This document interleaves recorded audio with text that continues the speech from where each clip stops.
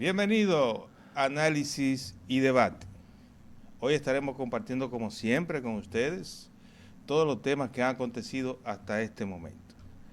Eduardo del Villar, bienvenido Castillo y Luis Francisco Regalado. Estaremos compartiendo con ustedes todos los temas que han acontecido estas semanas y lo que han acontecido a nivel internacional. Eduardo del Villar.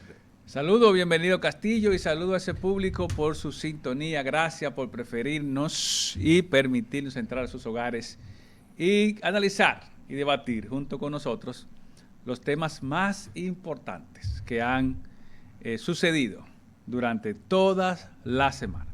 Un programa objetivo, como siempre, viendo los temas a profundidad y de manera objetiva. Mira, y eso que tú dices, viendo los temas profundos, ¿verdad? Y con objetividad, nosotros tenemos un tema muy interesante, Eduardo. Y es un tema país, un tema social, que prácticamente uno lo ve poco porque quizás no son muy atractivos para eso que andan buscando views, que andan buscando que se repliquen, ¿verdad? Pero el contexto de nosotros es buscar temas que tengan impacto social y que de alguna manera u otra, como no hace ningún programa, nosotros siempre hacemos alguna sugerencia. Lo que pasa es que esos programas, bienvenidos, la mayoría, ellos mismos promueven la violencia contra la mujer. Sí, y promueven la violencia contra el prójimo. Es una lucha entre ellos mismos. Porque tú ves el lenguaje que utilizan, tanto verbal como no verbal. Y es un lenguaje violento. Y de por sí es una programación violenta. Y una programación violenta. Porque Lo que pasa es que la mayoría de las personas parece que les gusta esa cosa. Y la verdad es que yo te voy a decir algo, bienvenido. Y lo hemos dicho otras veces.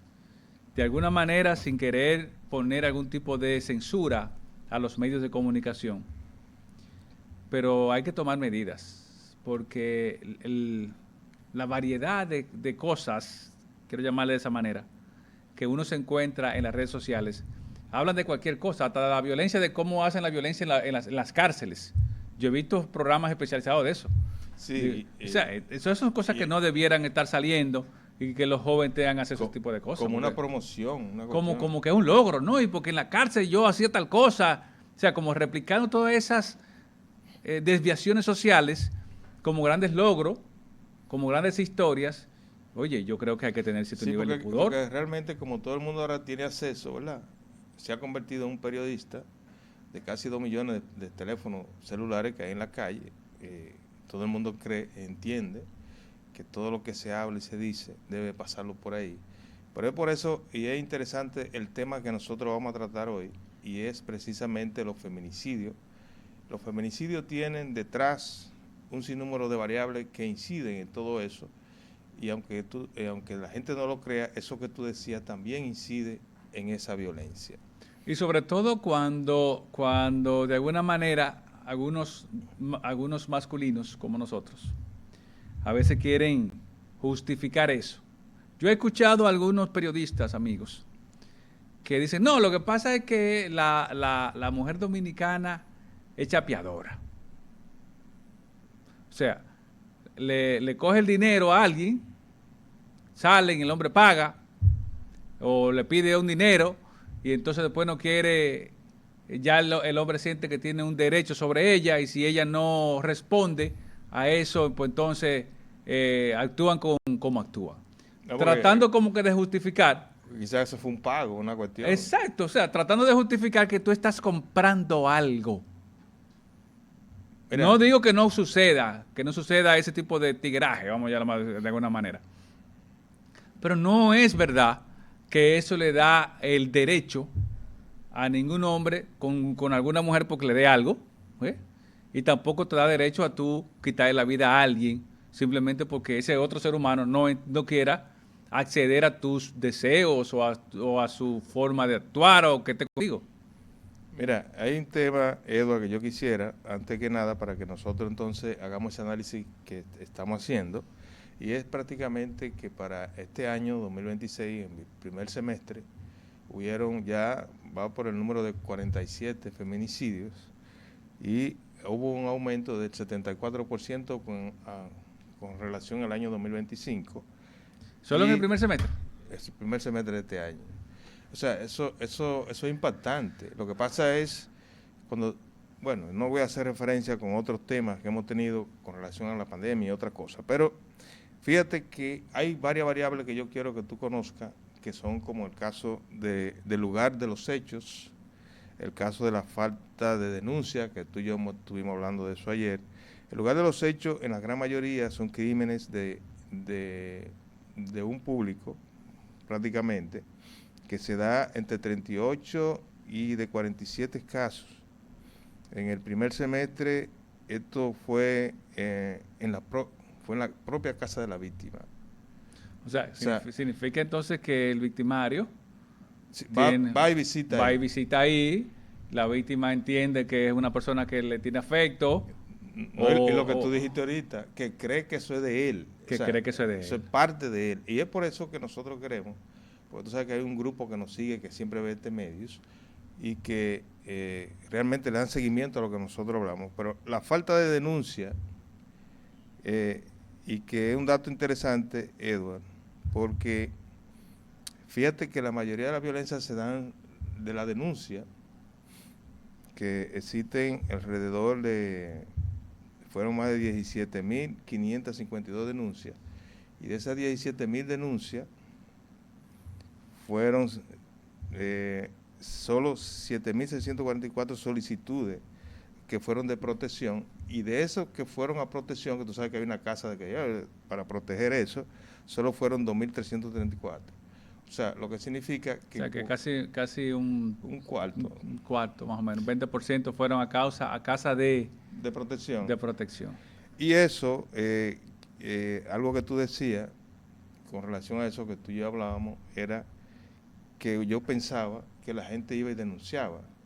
Pero fíjate que de 22 denuncias, o sea, no, perdón, 19 de 22 no fueron denunciadas. O sea, murieron mujeres que uno pensaba que era que iba y denunciaban y que después no se hacía lo que tú dices y lo que dicen los números es que la propensión de las mujeres que aparentemente están en mayor nivel de riesgo no acuden a denunciar al violador, al victimario, a la junta. Entonces, ahí hay un tema cultural. Hay un tema cultural y un tema que realmente hay que prestarle atención. Porque lo que te están diciendo los números y un poco lo que uno hace cuando uno hace este tipo de análisis es realmente ver qué es lo que dicen los números. Los números están diciendo es que hay un grupo de mujeres que sí va, y esas mujeres aparentemente cuando denuncian tienen cierto nivel de efectividad porque ellas no están dentro del grupo afectado, o mayoritariamente no están dentro del grupo afectado. Entonces, de alguna manera, funciona. Sí. Entonces, te voy a dar este dato porque yo sé que con este dato te va a interesar mucho. La mayoría de los casos se dan con expareja en más de un 49%, y solo un 18% son con su pareja. ¿Qué te dice eso? Que son de los casos que el tipo va a la casa, que la persigue, que la busca, que donde quiera que está, porque se supone que ya él entiende que esa mujer es parte de él. No, porque yo te voy a hablar como hombre de cómo piensa y cómo pensamos los hombres dominicanos. Y muchos de los hombres que están ahí quizás no se van a identificar con lo que estamos diciendo. El dominicano piensa que estuvo una vez con una mujer, una vez en su vida. No, eso es de él. Ya eso es de él. Y ya él tiene derecho ad vitam. Él tiene derecho ad vitam sobre esa mujer. Le da derecho a irrespetarla. Sí. Le da derecho a llamarla y plantearle cualquier cosa, aún se haya casado. Exacto. Ya el dominicano entiende que esa mujer que le dio un beso, que durmió con él, ya a partir de ahí, por seculum seculorum. Y se aparecen en su casa. Sí, no, ya. ¿Qué? Como tú vas, mira. Tú tienes que decirle a ese hombre que claro, yo fui el primero, que yo soy el que entonces, esa parte. Y lo otro es que también es un tema cultural, porque nuestros abuelos vivían en los campos con 4 o 5 mujeres mudadas. Y esa es parte de la cultura que la gente hereda. Entonces, la visión de que el pato macho es el hombre y él sí puede tener varias mujeres. Y él sí puede votar. Entonces, el dominicano también no está acostumbrado o no acepta que lo voten. No, eso sí, ahí. No, no, no. Si la mujer vota al hombre, eso es como que fue que le dio una pecosada nada más de palabra. Entonces, súmale a estos dos elementos. Uno, primero, él entiende que ese ser humano femenino que estuvo con él en una relación X por X tiempo, ya es de él de por vida. Y dos, tampoco acepta que lo voten. Entonces, ¿qué pasa? Cuando la mujer maltratada, por falta de cariño, por falta de atención, por falta de cuidado, porque hay que entender que la naturaleza de la mujer es esa, es que hay que cuidarla, es este tema que la mujer tiene que sentirse protegida, ¿verdad? Y de eso se enamora. De hecho, dicen alguna gente que no hay una cosa más sexy que el poder para una mujer. Pero tiene que ver con eso, tiene que ver con esa protección de que el hombre suple las necesidades básicas, de que el hombre la protege frente al peligro. Lo podemos ver en la naturaleza. Entonces, ¿qué ocurre? Cuando el hombre ya siente que lo han sustituido y que ya esa mujer de por sí tiene su independencia, o por lo menos la independencia con respecto a él, Sí. que se siente herido. Y como ella va a buscarla y no la encuentra porque hay alguien en su lugar, como dice la canción, entonces muchas veces pasa por eso. Y ese dato que tú te acabas de decir refleja eso. Sí, Refleja de que el más del doble de los feminicidios está asociado a una expareja. mira, eso de la expareja, que es donde más se dan esos casos, como ya acabamos de mencionar, que normalmente dentro de los delitos de violencia, que excede el 52%, el delito de violencia de género, que son cosas muy distintas, está en un 36%, y el delito sexuales, que es un 10%. Delitos sexuales son las violaciones que se hacen sin consentimiento de la mujer. Entonces, dentro de ese componente familiar que está ahí, dentro de la violencia intrafamiliar que se compone dentro de la familia, pero que normalmente en estos casos se dan prácticamente tanto de la víctima como el victimario, que en el caso son las mujeres y los hombres, porque finalmente es un componente familiar. Pero, Edward, cuando uno habla de muertes, es un poco sensible, y uno está hablando de este tema es precisamente para nosotros poder sensibilizar, y no solo sensibilizar a la familia de que en la vida no solo se está dentro de un entorno de un hombre y una mujer cuando ya no hay respeto entre ellos, sino que si no hay respeto entre ellos, lo más conveniente es que se separen. Entonces, en esa separación es donde entra la irracionalidad del hombre, porque él se entiende que racionalmente debería ser él que tome esa decisión, y que la mujer espere ahí hasta que él tome la decisión algún día de que se pueda ir. Edward, entonces nosotros, en este caso, porque a uno le duele cuando hay una muerte por algo que quizás son multifactoriales, porque nosotros aquí podemos decir que quizá ya la relación se terminó, pero quizá la violencia entran por muchas variables que inciden, económicas, sociales, qué sé yo.